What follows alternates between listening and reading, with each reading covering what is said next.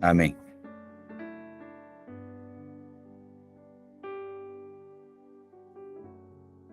Amém.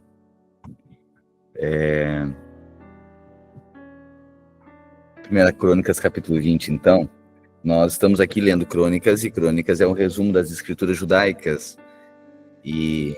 Ou seja, nos escritos judaicos, Crônicas é o último livro, e ele resume toda a história dos reis, toda a história do povo de Israel. E o autor de Crônicas aqui é um autor desconhecido, mas o autor, pelos relatos, percebe-se que viveu após o exílio babilônico. Então Israel entrou em um caos religioso, moral, uma decadência moral por conta da corrupção, da idolatria.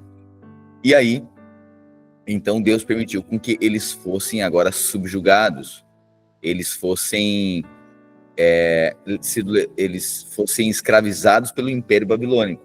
É isso que acontece. A gente viu toda a história de vários reis em Israel, e cada vez mais eles faziam o que era mal diante do Senhor. Então, desde quando Deus deu uma promessa a Abraão, depois tornou o povo numeroso, depois resgatou eles do Egito, levou à terra prometida, Deus deu profetas, Deus deu juízes, Deus deu agora reis, e depois disso a nação, ou melhor, durante, constantemente se envolvia então no pecado, pecava contra o Senhor. Pois bem, o pecado foi tamanho que Deus permitiu então que o Império Babilônico viesse e subjugasse o povo de Israel. Pois bem, o autor de Crônicas está resumindo toda essa história e está apontando essa história para uma mensagem profética de que, uma esperança de que em algum dia um rei viria da linhagem de Davi e reedificaria o templo. Por isso que os judeus estão até hoje lá no Muro das Lamentações de Israel, estão lá orando no muro, clamando pelo Messias, para que o Messias venha e reconstrua o templo, certo? Então a história, ela dura até hoje, ok? Nós sabemos que o Messias já veio e que ele voltará. Os judeus não reconheceram Jesus, porque ele não veio em glória. Ele veio, se fez pobre quando veio, mas ele voltará. E aí sim, todo olho verá e toda língua confessará que ele é o Senhor, o Rei. Então, Crônicas dá essa mensagem profética, esperançosa, de que o templo será reconstruído, então, e um rei vai governar sobre o povo de Israel. Pois bem, nós vimos aqui nos últimos capítulos, então, Deus levantando Davi como um rei. Essas histórias todas a gente já leu em 2 Samuel. Mas agora, o autor de Crônicas está recontando de forma resumida toda a história, ok? Por isso que a gente está lendo coisas que faz sentido que a gente já tenha lido, ok? Então, 1 Crônicas, capítulo 20, é a história de Davi conquistando a cidade de Rabá. Olha só, você vai perceber que a gente já comentou sobre isso, mas as histórias aqui, elas sempre apontam para um aspecto positivo da vida de Davi e não negativo. Por quê? Porque está apontando Davi como um rei modelo, alguém segundo o coração de Deus, que Deus também fez a promessa que o trono jamais teria fim, ok? Então, o autor aqui, ele se encarrega de apresentar uma mensagem positiva, uma visão positiva a respeito da vida de Davi, porque é da linhagem de Davi que vem o Messias, ok?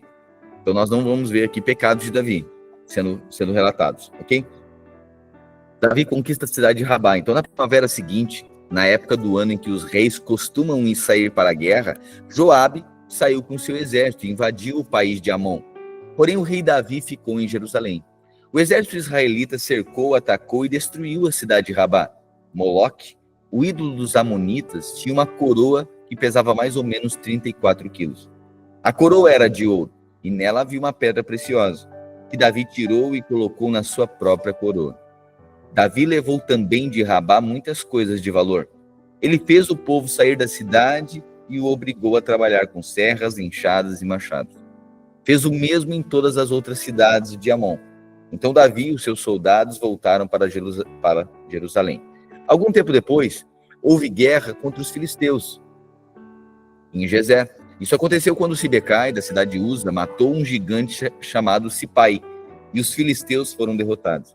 Houve outra batalha contra os filisteus, e Elanã, filho de Jair, matou Lami, irmão de Golias, da cidade de Gate. A lança de Lami era enorme, muito grossa e pesada. E houve ainda outra batalha em Gate, ali havia um descendente dos antigos gigantes, que tinha 6 dedos em cada mão e em cada pé. Esse gigante desafiou os israelitas, e Jonatas, filho de Simeia, irmão de Davi, o matou. Esses 3 que foram mortos por Davi e os seus soldados eram descendentes dos gigantes da cidade de Gate. Satanás quis criar problemas para o povo de Israel. Só voltando aqui, ou seja, você viu que só está relatando histórias em que Davi, através do seu exército, vence os seus inimigos. Ok? Está apresentando Davi, então, como esse rei que derrota os seus inimigos. Ok? Que nunca perdeu uma guerra. Você vê, então, uma imagem muito positiva, muito idealizada aqui de Davi. Agora, 21. Satanás quis criar problemas para o povo de Israel e por isso levou Davi a fazer uma contagem do povo. Davi deu a Joabe e a outros oficiais a seguinte ordem: vão por toda a terra de Israel, desde o norte até o sul, e façam contagem do povo. Eu quero saber quantos somos. Mas Joabe respondeu: que o Senhor nosso Deus faça o povo de Israel 100 vezes mais numeroso do que é agora. Ó rei, todos eles são seus servidores. Por que é que o Senhor quer fazer isso e tornar culpada a toda a nossa nação? Só um parênteses. Por que essa mensagem de Joabe? Porque o recenseamento, quando Deus mandou fazer um recenseamento, fazer um censo, na verdade, lá quando eles foram sair do deserto, lá do Monte Sinai, Deus mandou eles fazer um censo para avaliar qual era o tamanho do exército. E depois a gente leu, né, toda a descrição do tamanho do exército, o tamanho das, vamos dizer assim, das infantarias, né, Moisés fazendo essa contagem do povo. Só que agora Davi, quando fazia o recenseamento, sim, sem que fosse uma ordem explícita de Deus, isso denotava a confiança na força humana. Sabe aquela coisa? É quando a fé é pouca, a gente quer segurança de que vai dar certo. Sabe aquela coisa que a gente precisa contar, que daí, se a gente tiver como, a gente não precisa de Deus? Esse foi o problema. Por isso que não era para fazer o recenseamento. Mas Deus permitiu, porque Deus queria disciplinar o povo de Israel. Então Deus permitiu que Davi fizesse o recenseamento. A gente já leu essa história e ela durou 9 meses, esse recenseamento, passando tribo por tribo e fazendo toda a contagem do povo. Né? Então não tinha aplicativo na época, não. Pois era um pouquinho mais rústica, a contagem manual, ok? Então, Davi fez esse recenseamento e isso era um pecado diante do Senhor, e cada vez que o rei pecasse, agora vinha uma sentença sobre o povo, certo? Então Deus queria vingar por tamanho idolatria que Israel, e tamanho descaso que Israel estava tendo com ele. Então Deus permitiu que Davi cometesse esse pecado, e Deus então aplicou a disciplina sobre a nação. Joabe, quando ouve que é necessário fazer um recenseamento, e Davi está instruindo para fazer um recenseamento, ele diz: olha, por que você vai fazer isso? Por que o Senhor quer fazer isso e tornar culpada toda a nossa nação? 4. Mas o rei fez com que Joabe obedecesse a sua ordem. Então Joabe saiu, viajou por toda a terra de Israel e depois voltou para Jerusalém. Ele informou ao rei que o total de homens capazes para o serviço militar era o seguinte: 1.100.000 em Israel e 470.000 em Judá. Mas Joabe desaprovava a ordem do rei e por isso não fez a contagem nas tribos de Levi e Benjamim. O que foi feito desagradou a Deus, e por isso ele castigou o povo de Israel. Então Davi disse: ó Deus, eu cometi um pecado terrível quando mandei contar o povo. Por favor, perdoa-me. O que fiz foi uma loucura. Então o Senhor Deus disse a Gade, profeta de Davi: vá e diga a Davi que eu dou a ele o direito de escolher uma das 3 coisas. Aquilo que ele escolher, eu farei. Gade foi falar com Davi, contou o que o Senhor contou o que o Senhor tinha dito e disse: você pode escolher uma das 3 coisas: 3 anos de fome, ou 3 meses fugindo dos exércitos dos seus inimigos, ou 3 dias nos quais o Senhor atacará você com uma espada dele, mandando peste para a terra de Israel e usando seu anjo para trazer morte por todo o país. O que você prefere? Que resposta devo dar a Deus? Davi respondeu: eu estou desesperado, porém não quero ser castigado por homens. Que o próprio Senhor me castigue, porque ele é misericordioso. Aleluia. Você percebe? Tem 3 opções agora, o juízo. A gente já leu sobre isso, só quero enfatizar isso aqui. Davi conhecia o coração de Deus. Sabe o que ele pede? Ele diz: Deus, se eu cair na mão dos meus inimigos, eles não terão piedade de mim, eles não terão dó de mim, eles não terão misericórdia de mim. Se vir fome sobre a terra por 3 anos, 3 anos de fome, né? Isso é comprometedor demais. 3 meses fugindo dos exércitos inimigos, meus inimigos, certamente eles não terão misericórdia. E agora, vindo uma peste da mão do Senhor, eu prefiro ser castigado diretamente por Senhor. Sabe por quê? Porque o Senhor é rico em misericórdia. Davi conhecia o coração de Deus. Por isso que Davi foi o homem que mais próximo chegou de interpretar quem é Deus. Quando Jesus vem à Terra, ele apresenta Deus como um pai. Isso ninguém tinha feito. O mais próximo que chegou foi quem? Davi. Ele diz: sabe, quando você se relacionar com Deus, sabe quem ele é? O Senhor é o meu pastor. E eu não terei falta de coisa alguma. E nele, eu não tenho falta de coisa alguma. Portanto, ninguém conhecia esse aspecto, né, mais aproximado de Deus. E é isso que Davi fala. Porque Davi sabia que Deus é rico em misericórdia. Então, Deus mandou que uma peste caísse sobre o povo de Israel, 14. E morreram 70 mil israelitas. Depois mandou um anjo para destruir a cidade de Jerusalém, mas mudou de ideia e disse ao anjo: pare, já chega. O anjo do Senhor estava perto do terreiro de malhar cereais que pertencia a Araúna, o jebuseu. Davi olhou e viu o anjo no ar, segurando a sua espada, pronto para destruir Jerusalém. Então Davi e os líderes do povo, todos eles vestindo roupas feitas de pano grosseiro, ajoelharam-se e encostaram o rosto no chão. Aí Davi orou assim: ó Deus, fui eu que errei, fui eu que mandou fazer o recenseamento. O que foi que essa pobre gente fez? Ó Senhor, meu Deus, castiga a mim e a minha família e poupa o teu povo. Então o anjo do Senhor disse a Gade que mandasse Davi construir um altar para Deus no terreiro de malhar cereais que pertencia a Araúna. Davi obedeceu a ordem do Senhor e foi, como Gade lhe tinha dito. Ali no terreiro, Araúna e os seus 4 filhos estavam malhando trigo. Quando viram um anjo, os filhos fugiram e se esconderam. Ao ver Davi chegando, Araúna saiu do terreiro, ajoelhou-se e encostou o rosto no chão. Então Davi lhe disse: quero que você venha e venda o seu terreiro de malhar cereais, a fim de que eu construa nele um altar para Deus, o Senhor, e assim a peste acabe. Eu pagarei um preço justo por ele. Araúna, que era dona do terreiro, do terreno, disse: fique com o terreno e faça com ele o que quiser. Aqui estão os bois para serem queimados em sacrifício no altar, as tábuas de debulhar cereais para serem usados como lenha, e também trigo para dar como oferta. Eu lhe dou tudo isso. Mas Davi respondeu: isso não, eu pagarei o preço justo, porque não darei como oferta ao Senhor coisas que não me custem nada. Aleluia. Não darei ao Senhor nada que não me custe. Sabe, algumas coisas é por isso que eu sempre interpreto, que a cruz, ela mexe com as nossas conveniências.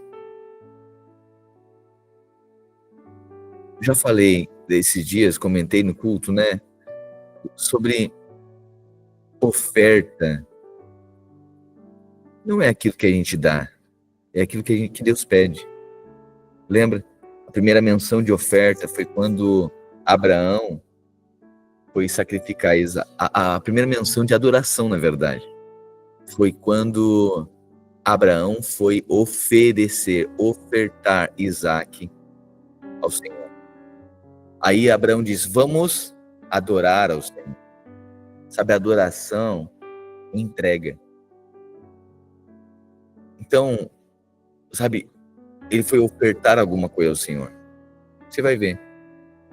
É diferente quando existe valor atribuído naquilo que a gente faz. Oferta não é o que a gente dá a Deus. Oferta é o que Deus pede. Então tem muita coisa que é Deus que vai pedir na nossa vida. A gente sabe, o Espírito Santo sabe. Tem contribuição, é isso mesmo, Rodrigo. Sabe, contribuição é o que a gente faz, o que a gente quer.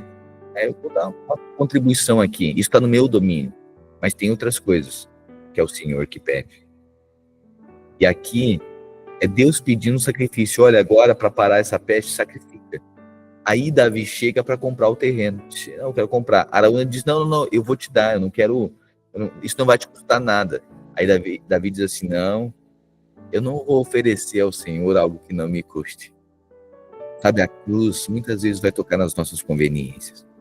Vai nos custar. Vai nos custar um final de semana, vai nos custar talvez o nosso conforto, talvez custe a nossa disposição, talvez custe a nossa submissão, a nossa obediência, talvez custe o cansaço, talvez custe a fome, né? O jejum é isso. Não é porque a gente é obrigado a fazer.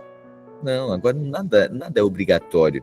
Nada é obrigatório na nova aliança. Não é. Ofertar não é obrigatório, dizimar não é obrigatório, jejuar não é obrigatório. Nada. A relação agora é pela graça. Davi diz, olha, eu não darei ao Senhor algo que não me custe. Voluntariamente Davi estava fazendo isso. Ele podia ver com bondade de Deus, né? Graças a Deus, agora estamos liberados do jejum. Né? Não vai ter.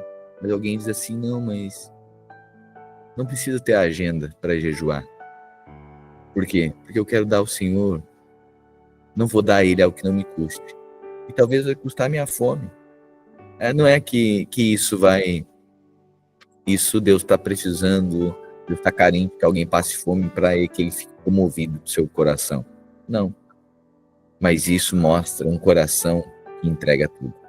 Davi disse, eu tenho oportunidade disso aqui ser de graça, ser leve, sabe? Sabe aquele dia que ninguém nos chama? Graças a Deus que não me chamaram. Mas a gente coloca, não me esquecer, pode me colocar aí. Não precisava. Mas o que é? Estou dando ao Senhor algo que não me custa. Algo que me custa. Né? Sabe quando a agenda... Porque às vezes, né, a gente diz assim, não, eu sirvo a Deus, mas na verdade é mais um voluntariado, né? É quando eu quero. O voluntariado é quando eu quero. Ser servo é quando Deus quer. Voluntário, eu me disponho quando eu tenho tempo e quando eu quiser. Eu estou no controle. Pastor, mas isso já não é bom? É bom. Mas o tudo é quando o Senhor pede. E a gente sabe quando o Senhor pede. A gente sabe quando toca nas nossas conveniências, quando toca nos nossos interesses, quando a agenda... Sabe, um dos maiores testes que eu vejo é quando as nossas agendas elas entram em conflito. O dia que você tem uma coisa importante, aí surge um chá de não sei das quantas. Surge um churrasco não sei do que. Surge uma reunião não sei do que. Né? E aí, agora, Não, Deus não vai obrigar a nada. Mas tem pessoas que vão interpretar e vão dizer, não, eu sei que isso aqui está me custando hoje. Sabe, eu achei lindo esses dias. Pessoas pediram a sua folga no dia, organizaram a sua folga para o dia do mutirão. Olha só. Por quê? Porque estão se colocando, aquilo está custando algo. Mas diz o seguinte, no dia que eu tiver folga, isso está me custando, mas eu vou estar lá servindo os meus irmãos. Poucas pessoas estão vendo, mas o Senhor está vendo. Porque algo está sendo colocado diante dele, que custa. Isso o Senhor recebe. Não é obrigado. Mas a pessoa agora se dispôs, dizendo, Senhor, está me custando. O dia do meu descanso na semana. Eu estou abrindo mão para estar servindo. Tem conflito de agenda, tem outras coisas acontecendo, mas a pessoa está cavando buraco. Parece pouco, ou parece coisa irrelevante. Não, diante de Deus não é. Porque Deus não olha o exterior, Deus olha o coração. E bem-aventurados são aqueles que quando a cruz se apresenta, quando a vontade de Deus se apresenta, eles não se apresentam como voluntários, eles são servos. Eles dão ao Senhor algo que custe. Amém? Que o Senhor nos levante como um povo que tem um coração como o de Davi. Eu não darei ao Senhor algo que não me custe. Amém. E pagou a Araúna quase 7 quilos de ouro pelo terreno. Então construiu ali um altar para Deus e ofereceu sacrifícios que foram completamente queimados e ofertas de paz. Ele orou e Deus respondeu, mandando fogo do céu para queimar os sacrifícios que estavam no altar. O Senhor Deus mandou que o anjo colocasse uma espada na bainha, e ele obedeceu. Naquele instante, Davi entendeu que Deus havia respondido a sua oração. E por isso ofereceu sacrifícios no altar do terreno de malhar cereais. Naquele tempo, a tenda da presença de Deus que Moisés havia feito no deserto e o altar onde os sacrifícios eram queimados, ainda estavam no lugar de adoração que ficava em Gibeão. Mas Davi não podia ir até lá para adorar a Deus, porque estava com medo da espada do anjo do Senhor. Então Davi disse, nesse lugar será construído o templo de Deus, o Senhor. Nesse altar o povo de Israel deverá apresentar sacrifícios que serão completamente queimados. Davi mandou que fossem reunidos todos os estrangeiros que moravam em Israel e os pôs para trabalhar. Alguns deles preparavam blocos de pedra para a construção do templo. Davi ajuntou uma grande quantidade de ferro para fazer pregos e braçadeiras para os portões de madeira. E ajuntou tanto bronze que não foi possível pesar. E o povo de Tiro e de Sidom lhe mandou uma grande quantidade de toras de cedro. Davi pensou assim, o templo que meu filho Salomão vai construir deverá ser esplêndido e famoso no mundo inteiro. Mas ele é jovem sem experiência, por isso eu preciso ajuntar o material necessário para a construção. Por isso Davi, antes de morrer, ajuntou uma grande quantidade de material. Ele mandou chamar o seu filho Salomão e ordenou que ele construísse um templo para o Senhor, o Deus de Israel. Davi disse, meu filho, eu quis construir um templo em honra do Senhor, meu Deus. Mas ele disse que eu havia matado muita gente e feito muitas guerras. Portanto, por causa de todo o derramamento de sangue que causei, ele não me deixaria construir um templo para ele. Porém, Deus me fez uma promessa. Ele disse, você terá um filho que governará em paz, porque eu farei com que ele viva em paz com todos os seus inimigos. O seu nome será Salomão, porque durante o seu reinado eu darei a paz e segurança ao povo de Israel. Ele construirá um templo para mim, ele será meu filho, e eu serei o seu pai. Os seus descendentes governarão Israel para sempre. Davi continuou, agora, meu filho, que o Senhor, seu Deus, esteja com você, para que você consiga construir um templo para ele, conforme ele prometeu que você faria. E que o Senhor, seu Deus, lhe dê inteligência e sabedoria para que você possa governar o povo de Israel de acordo com a lei dele.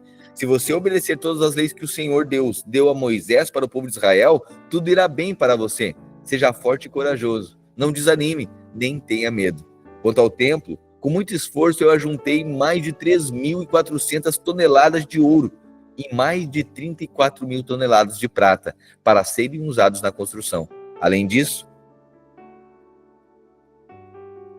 há uma quantidade tão grande de bronze e ferro que nem dá para contar. Também armazenei madeira e pedras preparadas, mas você deve arranjar mais. Para o serviço, você tem muitos trabalhadores. Há homens para trabalhar nas pedreiras, há carpinteiros e pedreiros. E também uma grande quantidade de especialistas em todo tipo de trabalho em ouro, prata, bronze e ferro. Portanto, mãos à obra, e que o Senhor Deus o ajude. Davi ordenou a todos os líderes de Israel que ajudassem Salomão. Ele disse, o Senhor nosso Deus tem estado com vocês, ele lhes tem dado paz por todos os lados. Ele deixou que eu conquistasse todos os povos que moravam nessa terra, e agora eles são dominados por vocês e por Deus. Portanto, sirvam ao Senhor, seu Deus, com todo o coração e alma. Comece a construir o templo para que possam colocar nele a arca da aliança do Senhor e os outros objetos usados na sua adoração. Quando já estava bem velho, Davi pôs o seu filho Salomão como rei de Israel. O rei Davi reuniu todos os líderes israelitas e todos os sacerdotes e levitas. Foram contados os levitas de 30 anos para cima, e o total foi de 38.000 homens. O rei nomeou 24.000 deles para administrarem o trabalho na construção do templo. Nomeou também 6.000 para fazerem a escrita e resolverem os problemas que surgissem. E ainda nomeou 4.000 para serem guardas dos portões e 4.000 para louvarem o Senhor com os instrumentos que o próprio rei tinha mandado para fazer isso. Davi dividiu os levitas de acordo com seus 3 grupos de famílias que descendiam de Gerson, Coate e Merari. Gerson foi pai de 2 filhos, Ladã e Simei. Ladã foi pai de 3 filhos, Jeiel, Getã e Joel, que foram chefes dos grupos de famílias descendentes de Ladã. Simei foi pai de 3 filhos, Selomite, Aziel e Arã. Simei foi pai de 4 filhos, Zaate, Ziza, Jeus e Berias, pela ordem de idade. Jeus e Berias não tiveram muitos descendentes e por isso foram contados como um só grupo de famílias. Coate foi pai de 4 filhos, Anrão, Izar, Hebron e Uziel. Anrão, o filho mais velho, foi o pai de Arão e Moisés. Arão e os seus descendentes foram separados para sempre a fim de tomar conta dos objetos sagrados para queimar incenso na adoração a Deus, o Senhor, e para servir e para abençoar o povo em seu nome. Mas os filhos de Moisés, homens de Deus, foram contados entre os levitas. Moisés foi pai de 2 filhos, Gerson e Eliezer. Os líderes dos filhos de Gerson foi Sebuel. Eliezer foi pai somente de um filho, chamado Reabias, mas Reabias teve muitos descendentes. Izar, o segundo filho de Coate, foi pai de um filho chamado Selomite, que foi chefe do seu grupo de famílias. Hebron, o terceiro filho de Coate, foi pai de 4 filhos, Gerias, Amariá, Jaaziel e Jacameão. Uziel, o quarto filho de Coate, foi pai de 2 filhos, Mica e Isias. Merari foi pai de 2 filhos, Mali e Musi. Mali também foi pai de 2 filhos, Eleazar e Quis. Mas Eleazar morreu sem deixar nenhum filho homem, só deixou filhas. Estas casaram com os primos, os filhos de Quis. Musi, o segundo filho de Merari, foi pai de 3 filhos, Mali, Éder e Jerimote. Foram estes os descendentes de Levi, por famílias e por grupo de famílias, registrados nome por nome. Todos os seus descendentes da idade de 20 anos para cima eram responsáveis pelos serviços do templo de Deus, o Senhor. Davi disse: o Senhor, o Deus de Israel, tem dado paz ao seu povo e morará em Jerusalém para sempre. Por isso, os levitas não precisam mais carregar a tenda da presença de Deus, nem os objetos usados na adoração. Assim, de acordo com as últimas ordens de Davi,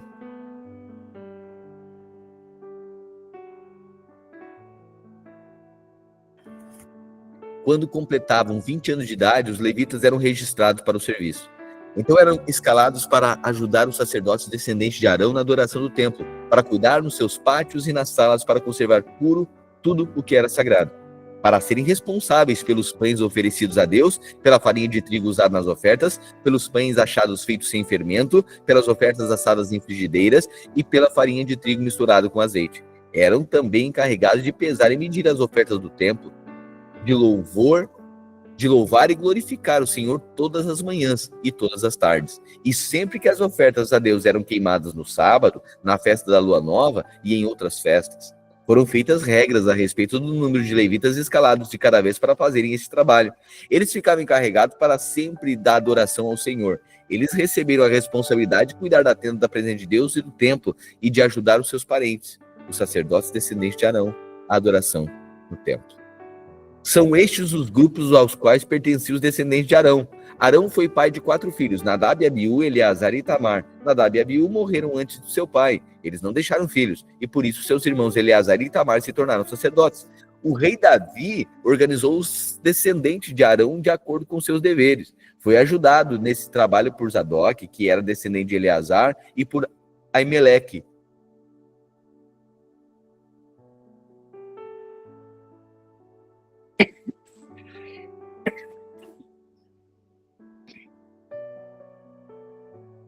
que era descendente de Itamar. Os descendentes de Eleazar foram divididos em 16 grupos, e os descendentes de Itamar foram divididos em 8. Isso foi feito assim porque entre os descendentes de Eleazar havia um número maior de chefes de famílias.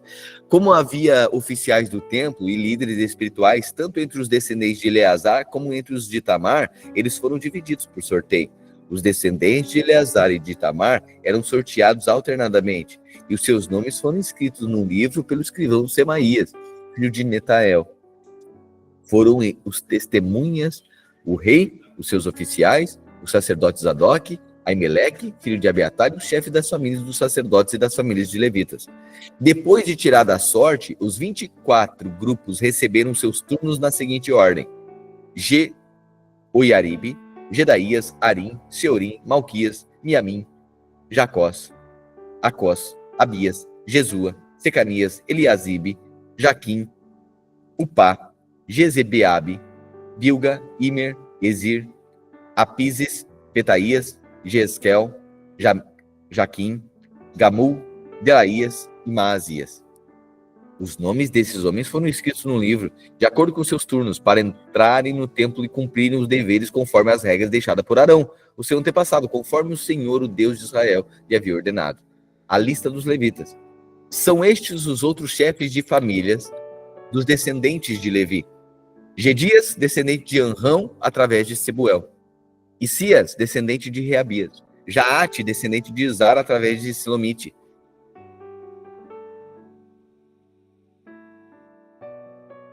Gerias, Amariá, Jaziel e Jacamião, filho de Hebron, por ordem de idade; Samir, descendente de Uziel, através de Mica; Zacarias, descendente de Uziel, através de Isias, irmão de Mica; Mali, Muzi e Jaazias, descendente de Merari. Jaazias foi pai de 3 filhos: Soão, Zacur e Ibre.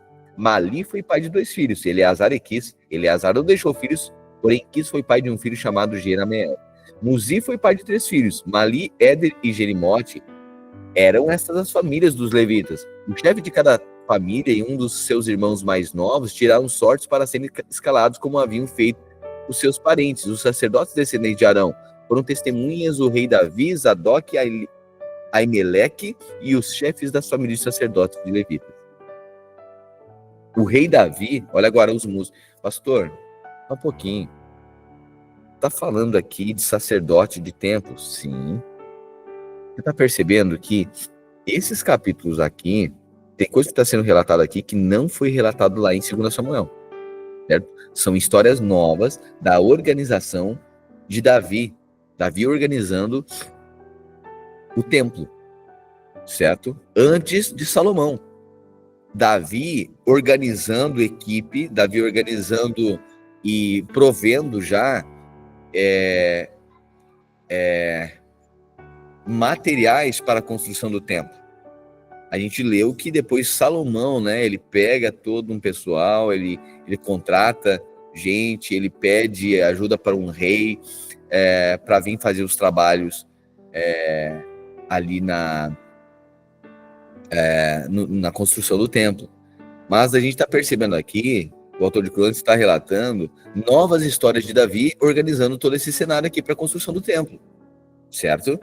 E aí também, desde os músicos do templo, os sacerdotes, os músicos do templo, os procedimentos, tudo isso organizado por Davi. O rei Davi, ou seja, por quê?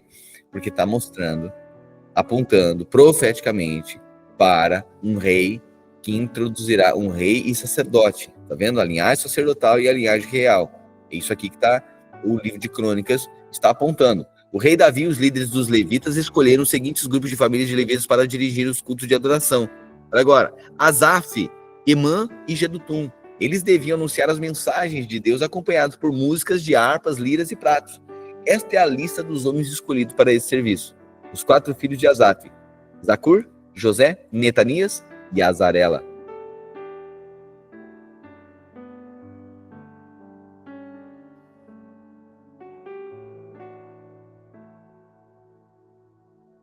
Quem os dirigia era Asaf, quem anunciava as mensagens de Deus quando o rei mandava. Os 6 filhos de Jedutum: Gedalias, Zeri, Jesaías, Simei, Asabias e Matitias, dirigidos pelo seu pai. Eles anunciavam a mensagem de Deus acompanhados por música e liras, e cantavam louvores e agradecimentos a Deus do Senhor. Os 14 filhos de Emã: Buquias, Matanias, Uziel, Sebuel, Jerimote, Ananias, Anani, Eliata, Gidalte, Romante-Ezer, Josbecasa, Malote, Otir e Maaziote. Deus deu a Amã, o profeta do rei, esses 14 filhos e também 3 filhas, conforme havia prometido, a fim de dar poder a Emã. Todos os seus filhos cantavam nos serviços religiosos do templo, tocando pratos, liras e harpas. Quem os dirigia era o pai, Asaf, Jedutum e Emã, que estavam debaixo das ordens do rei. Os músicos treinados para tocar instrumentos e cantar louvores a Deus, o Senhor, eram 288 ao todo. Para organizar os turnos de serviço, todos eles tiraram sortes, tanto os jovens como os velhos, os já treinados e os principiantes. Esses 288 homens foram divididos de acordo com as suas famílias, e 24 grupos de 12, cada grupo com seu chefe. Esta é a ordem dos seus turnos de serviço. José, da família de Asaf, Gedalias, Zacur, Zeri, Netanias, Buquias, Jezarela, Jesaías, Matanias, Simei, Uziel, Asabias, Sebuel, Matitias, Jerimote, Ananias, Josbecasa, Anani, Malote, Eliata, Otir, Gidalte, Maaziote e Romante-Ezer. Amém? Esses 24 aqui, grupo, 24 grupos de 12, com um chefe, né? São os líderes dos chefes aqui, encarregados de dirigir cultos de adoração a Deus no templo. Ok? Tudo isso organizado, então, pelo rei Davi. Amém? Esse aspecto aqui de Davi, nesses detalhes, a gente não tinha lido ainda sobre eles, né? Amém? Então mostra que Davi aí se preocupava, né, com a presença, é alguém empenhado em ministrar adoração. Amém? Amém. Finalizamos aqui nosso devocional de hoje. E, irmãos, eu quero orientar aqui que nesses próximos dias, agora, 4 dias, nós não reuniremos ao meio-dia, certo? Estou avaliando ainda, porque eu sei que aqui fica mais amplo, né?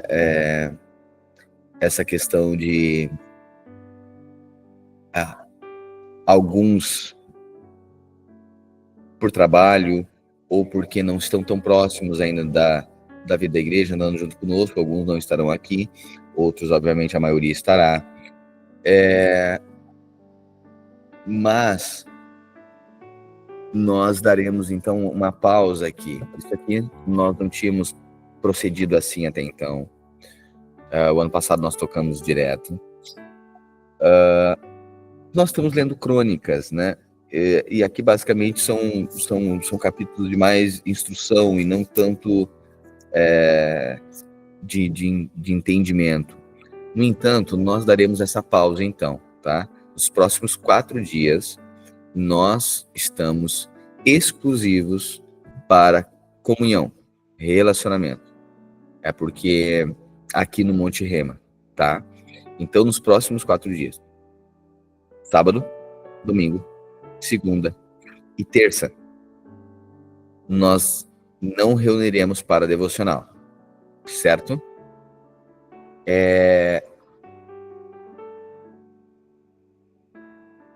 De duas uma. Ou a gente, aqui eu posso construir isso com vocês aqui, ou deixo livre para que você faça a sua leitura devocional e a gente retoma, a gente continua as leituras, então, diariamente, só que isso de forma individual, ou a gente retoma a quarta-feira. Vai ter que jogar uma hora, isso da vida. É uma combinação que eu acho que não acontece. Por isso eu acho, Bruno, assim, agora... Isso, obrigado, Alessandro. Ou a gente continua na quarta-feira, então. A gente continua a partir da quarta-feira e depois a gente trata ou de absorver esses capítulos a cada dia a gente acrescenta mais um, por exemplo, e aí a gente vai um ou dois, enfim, ou em alguns domingos a gente tenta equacionar. Temos essas possibilidades. Ou a gente posterga e aí a gente vai entrar 4 dias depois lá no final, que é em junho, né? A gente entraria 4 dias a mais. a gente mexeria no nosso cronograma aqui. Eu não gosto muito de mudar cronograma, eu gosto mais de cumprir, assim, ou estender prazo, né? Eu gosto mais de a gente tentar se organizar e fazer essas leituras de forma que a gente cumpra aquilo que a gente determinou. Mas, especialmente esses 4 dias aqui, a gente, então, vai dedicar exclusivamente o tempo do meio-dia para tudo aquilo que está envolvendo aqui a nossa comunhão no Monte Rema, ok? Nós estamos tratando com muita exclusividade, né, esse tempo aqui no monte, tá? Para a comunhão. Lembrando que comunhão, estar junto, não é simplesmente o fato de estar junto, isso não denota comunhão. Comunhão é uma unidade do Espírito. Nós falamos sobre isso na quarta-feira. Amém? Comunhão é um alinhamento espiritual. É quando nós temos parte uns nos outros. Por isso que esse tempo aqui, né, às vezes, esse tempo aqui é um tempo de alegria, de compartilhamento, é um tempo de sentar com alguém, fazer uma conversa, compartilhar a vida, chorar junto, orar junto, se alegrar junto. Amém? O propósito de estar junto. Tudo que a gente faz com o propósito de edificar uns aos outros. Amém? Então, sabe, às vezes tem uma conversa que você precisava fazer um tempo e tal, que aprofundar, use esse momento para isso, ok? Obviamente tenha bom senso, né? Senão às vezes vai alugar a pessoa não consegue em nenhum momento fazer outras coisas, né? Tem esse bom senso. Às vezes são coisas tão complexas que vai demorar 3 horas ali conversando, amém, a ponto dos relacionamentos nos afetarem e darmos frutos. E isso, todo relacionamento, ele precisa gerar alguma coisa, né? Precisa edificar, né? Nós não vamos jogar 4 dias fora simplesmente por reunir. Nós reunimos para edificar a vida uns aos outros, né? E, obviamente, essa coisa é muito espontânea, né? Mas quando a gente carrega isso, não é forçado, não é um protocolo, né?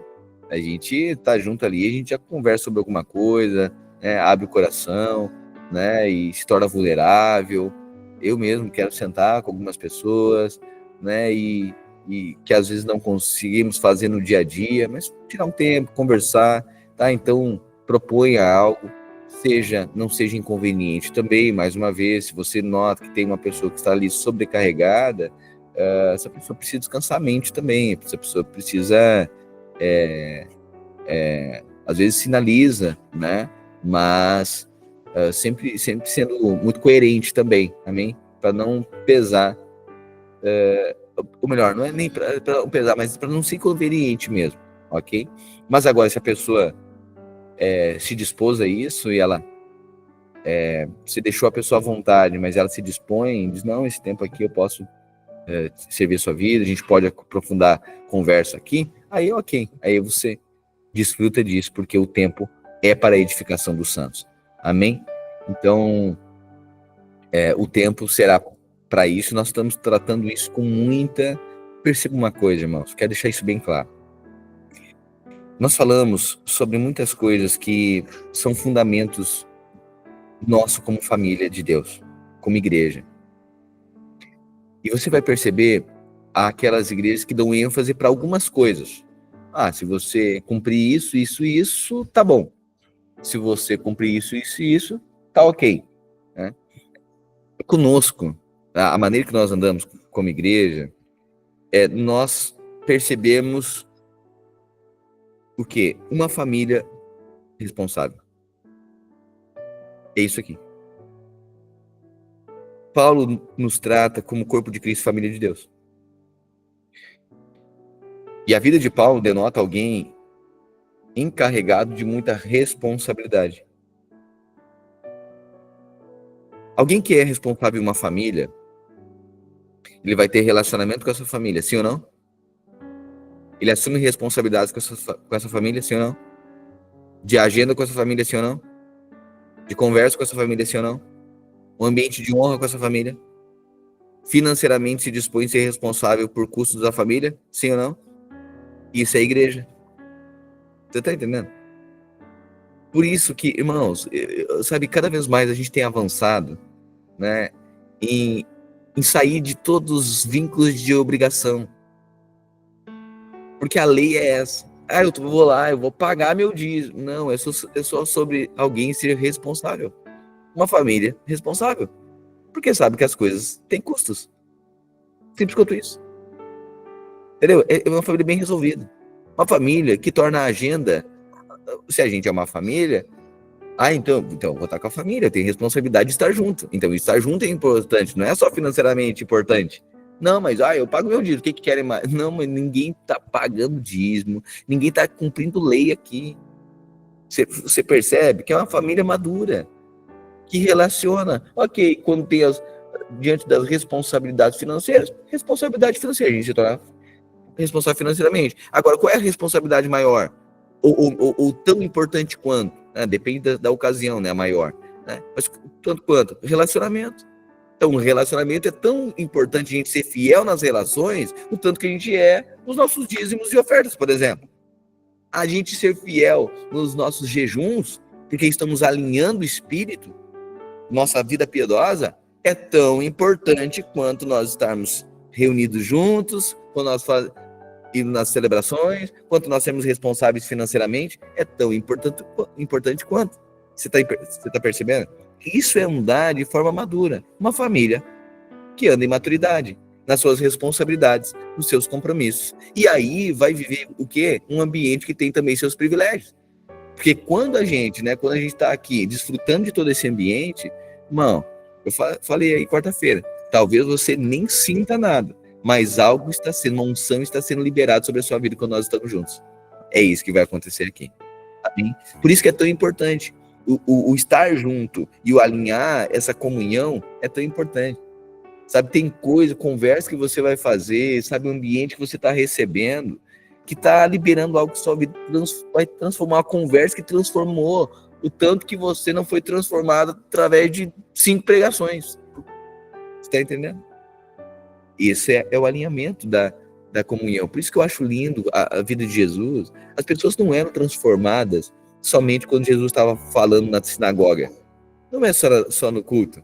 Jesus na montanha, ele fez a sua maior pregação no monte. Jesus foi para o monte e fez a sua maior pregação sentado sobre uma pedra. Você está entendendo? Então, por isso que a gente deve fugir, ou melhor, não ficar limitado pela liturgia da sinagoga, né, das reuniões, embora isso também seja agradável ao Senhor, porque nós estamos reunidos lá como família. Mas sabe, a gente não precisa ter motivo para agora nós iremos cantar. Não, em algum momento ali alguém já pega um violão e está lá louvando, sabe, compartilhando, louvando, derramando a presença. Daqui a pouco vem uns levitas mais agitadinhos e faz um louvor para God. Né? E aí o negócio já empolga. Você está entendendo? E aí os outros estão lá celebrando, os outros estão lá compartilhando, o outro está lá, como pega 2 cadeiras lá na beira da piscina e compartilha e sabe, vem a presença.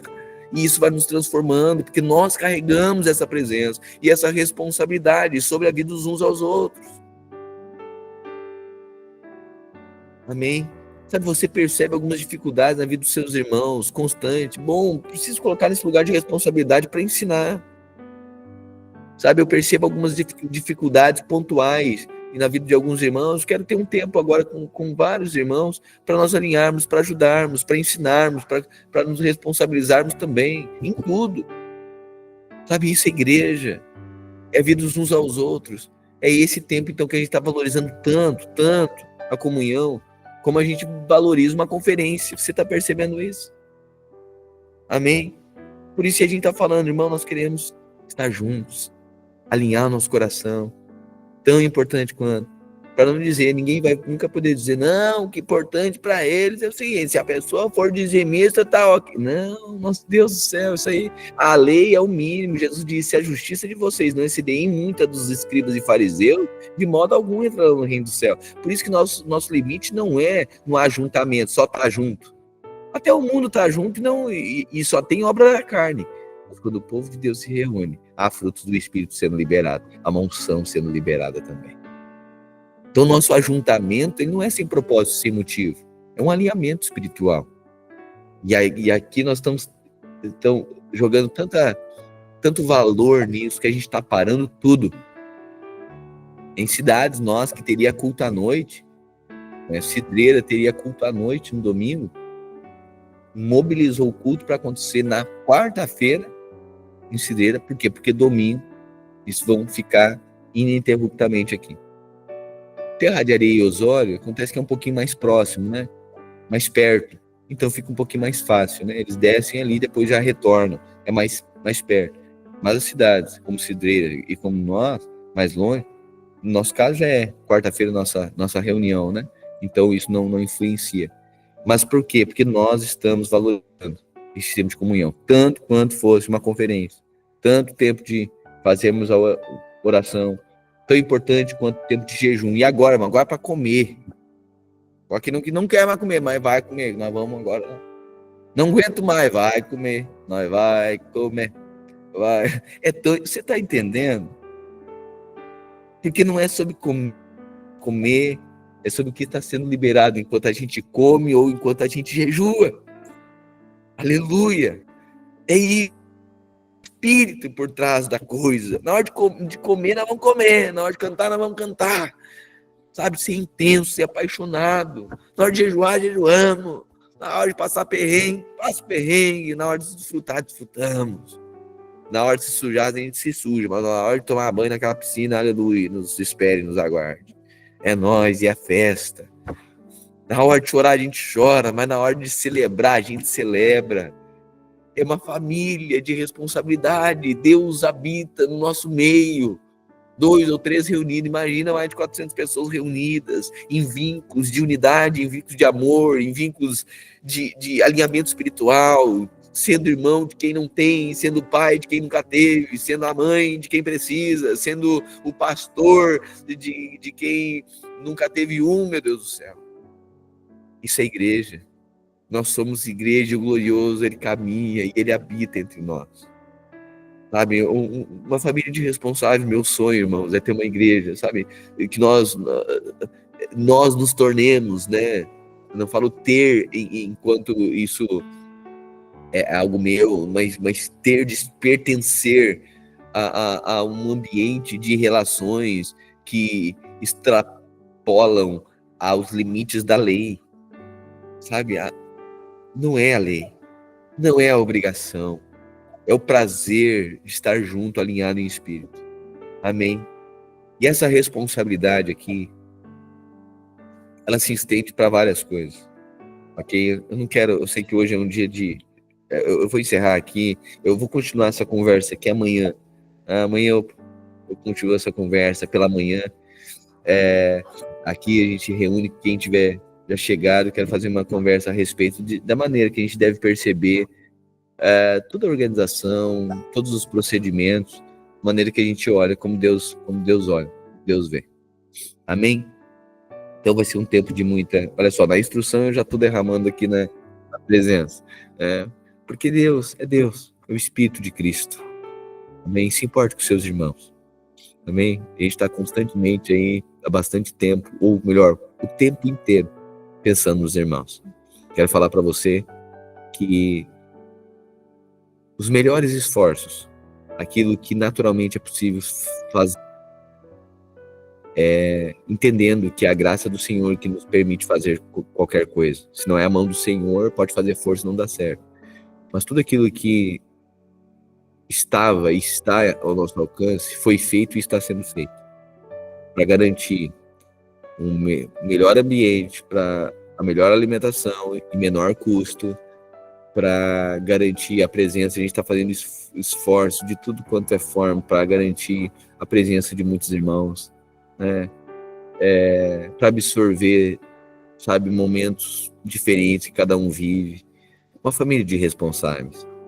O meu pedido é que cada um honre, na celebração desse ambiente, honre, sabe, os irmãos, honre a igreja, honre ao Senhor, sabe, esse momento aqui vai ser glorioso. Amém? Não estamos na expectativa de algo, A gente está na perspectiva. A gente está olhando como Deus está olhando. Amém.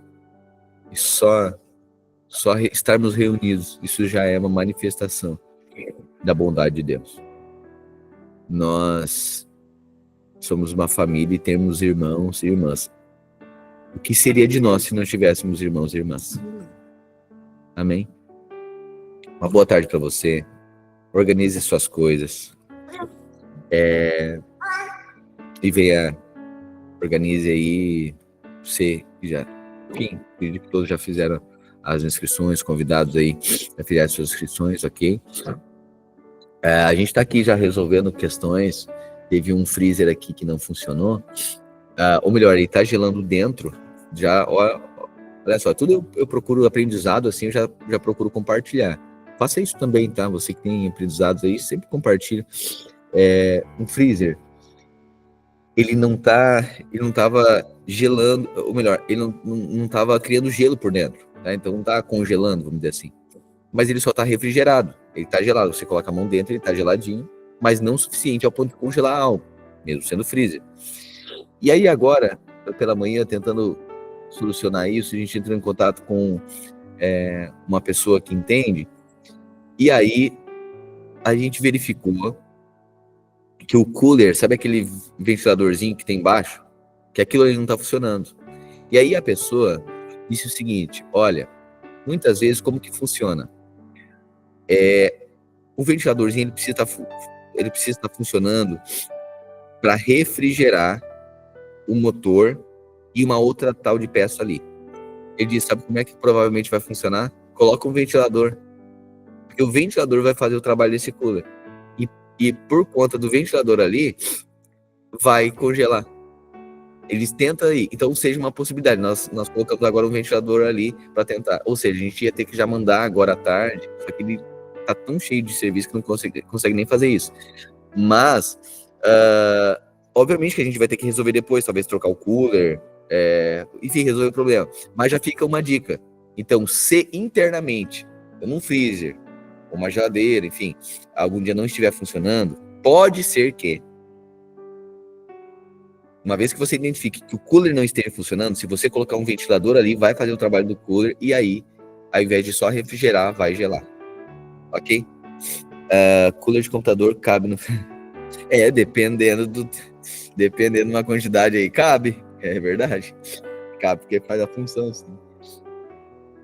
Então fica aqui uma dica, ok? Atitude de conhecimento, se algum dia acontecer isso, tomara Deus aí que já congele aqui, ok? Se não, ok, a gente vai ter que ver outro procedimento, mas fica uma dica aqui. Depois eu confirmo para você se foi isso se era esse mesmo problema de um dos freezers aqui, ok? Estamos organizando, já começando a limpar algumas coisas. A Luana já estava ali passando pano, organizando, outros irmãos já vieram ontem, outros estarão chegando agora à tarde, ok? Irmãos, olha só, para quem vai sair à noite, eu sei que muitas pessoas estão estimando aí sair 3 horas da manhã, 2 horas da manhã e tal. Enfim, todo mundo tem a mesma ideia, né? Então, assim, muita gente de Porto Alegre inteira vai estar saindo nesse horário. O que eu estou percebendo é que também a estrada vai estar muito carregada durante a madrugada. E talvez não faça muita diferença se você sair, que seja aí 10 horas da noite, por exemplo. Por quê? Porque pegando congestionamento igual, vamos supor que você pega a estrada 10 horas da noite e leve 3 horas para chegar aqui. Ou seja, você vai chegar 1 hora da manhã. E aí você consegue se organizar e já dormir aqui. Ou seja, pega aí uma boa parte da madrugada até pela manhã. Ou você sair 3 horas da manhã, comprometer também a sua madrugada e também ficar muito tempo na estrada, né? Então, alguns, se vierem antes, ainda conseguem se organizar e dormir a maior parte da madrugada. Outros vão perder a maior parte da madrugada dormindo. Bom, avalia aí o que é menos, dá menos prejuízo para você em relação ao sono, ok? Tem pessoas que hibernam de qualquer forma, né? Se for 3 da tarde, se for 10h30 da noite, isso aí não faz diferença. Entra em estado de coma ali, só Deus do céu para levantar, tá? Mas esse é o seu caso, peço que você avalie isso, tá? Vai olhando no Waze ali, para você ter uma viagem segura. Não esqueça seus pertences, traga toalha, traga uma cobertinha para a madrugada, traga também ventilador durante o dia, a sua barraca, seu colchão, travesseiro, repelente. Comprei uns repelentes ali, depois vamos colocar ali no barzinho, caso você não conseguir passar no mercado, tem ali algum repelente pode ser comprado ali. São essas orientações, se eu não estou esquecendo de algo, acho que é isso, ok? Lembra mais uma coisa só, você, obviamente, procure sua barraca, não vai chegar aqui sem nada, né? Sem barraca, sem nada, dizendo que não sabia que era um acampamento. Acho que já, no mínimo, isso. Amém? Alguma pergunta, irmãos? Eu tô aqui, se eu puder, eu ajudo você.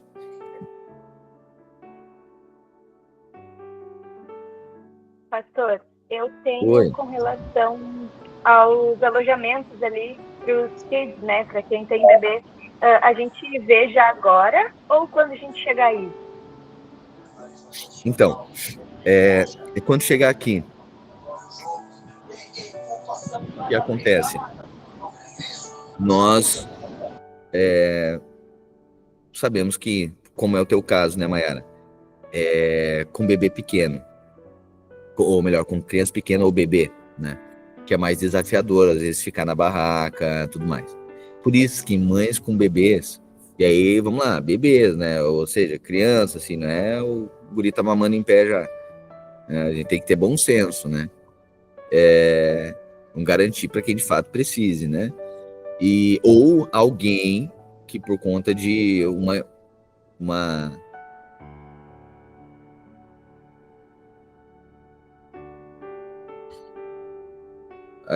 algum problema mesmo, algum comprometimento físico mesmo, que daí a gente avalie que tem que ficar num lugar assim com condição mínima. Imagina, a pessoa não pode deitar tem que ser numa cama, não pode se agachar, né? Tem comprometimentos físicos, ok, a gente sempre vai tentar garantir um ambiente para que todo mundo consiga estar junto. Isso é a igreja, ela é inclusiva, né? Ela absorve, né? Ela se interessa em criar ambiente para todo mundo.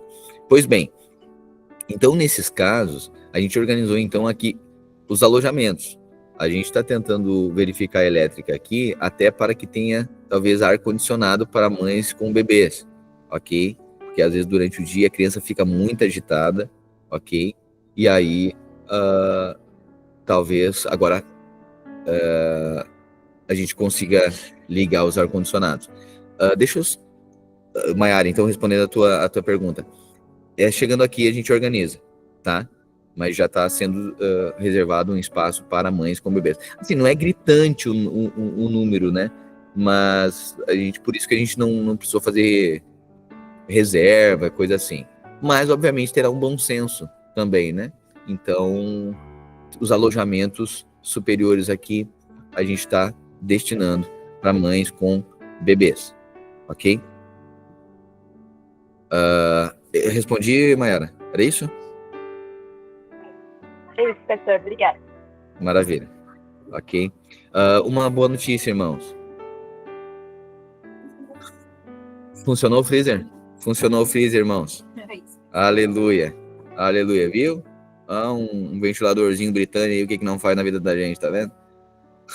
Ou seja, deixa eu falar uma coisa. Temos que trazer mais um ventilador 220, então, porque esse vai ser utilizado pro freezer. E eu acho que é do Vitor Asman, viu, Vitor? Um ventiladorzão teu que tava ali, a gente já engatou. Não, vamos lá. Irmãos, quem tiver aí, então, um ventilador 220, menorzinho, porque para a gente não inviabilizar, vamos supor, você não traria, ok?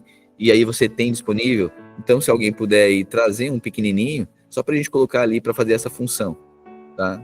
Enfim, eu sei que alguém vai se disponibilizar isso, mas o do Vitor ali é do tamanho do freezer, não dá para ficar muito ali, que cabe outro freezer tão grande que é o ventilador dele, mas já está fazendo essa função.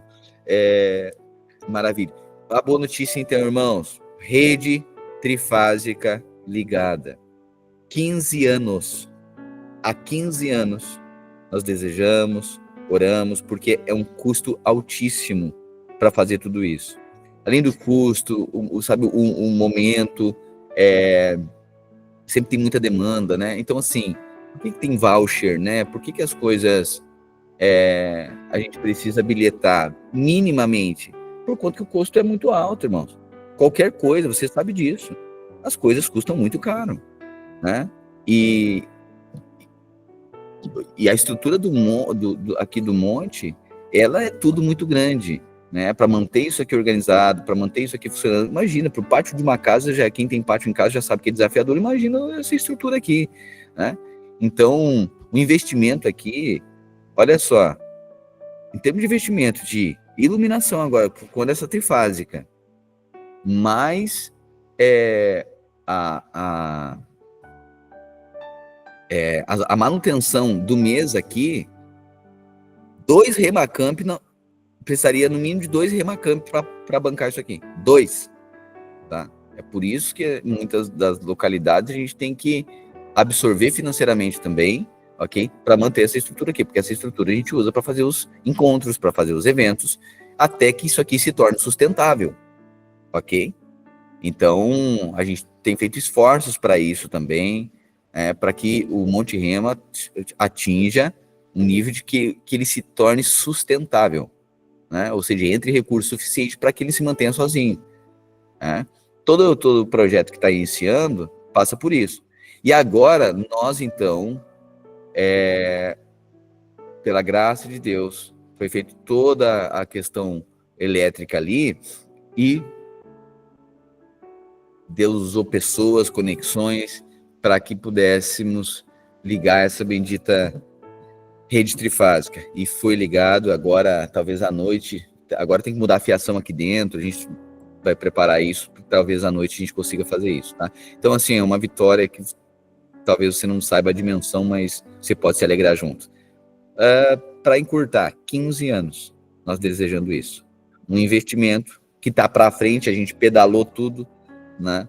Então, com recursos que entra agora,